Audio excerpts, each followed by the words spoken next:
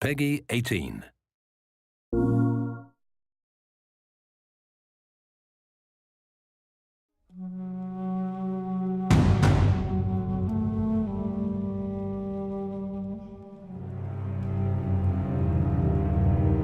Don't make a sound.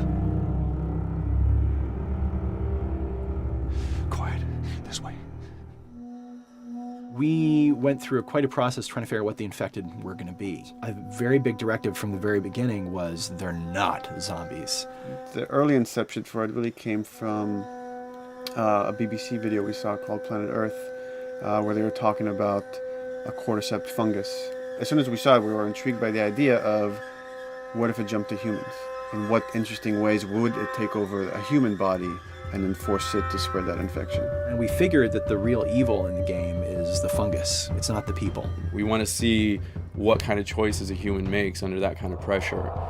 There's him. So as we're trying to develop the look of the infected, we went through so many different iterations. Some that looked really alien and subhuman, some that looked just essentially like zombies, and we couldn't find like an original place for them. But one of our concept artists took a bunch of images of diseases or images of fungal overgrowth, and he kind of mashed it all together and he threw it on this person. It was definitely very challenging to try to convert that 2D concept into 3D, getting kind of the feeling right from all different angles. This isn't some decaying corpse on the ground. This is a living thing that's going to be coming after you in the world.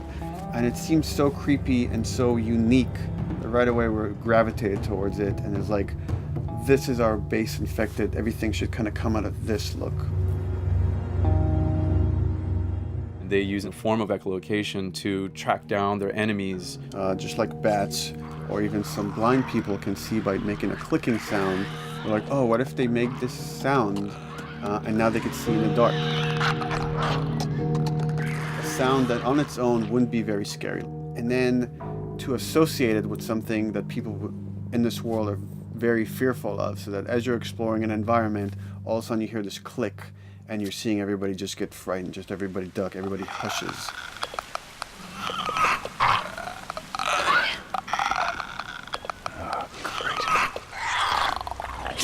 When the infected feels like it's going to die, it finds like a dark corner and it becomes part of the environment.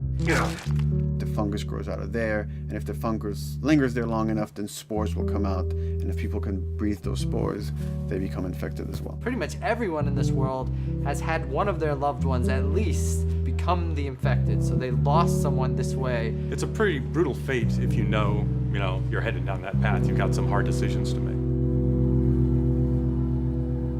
Yeesh. We actually made it. It's called luck. And it's gonna run out.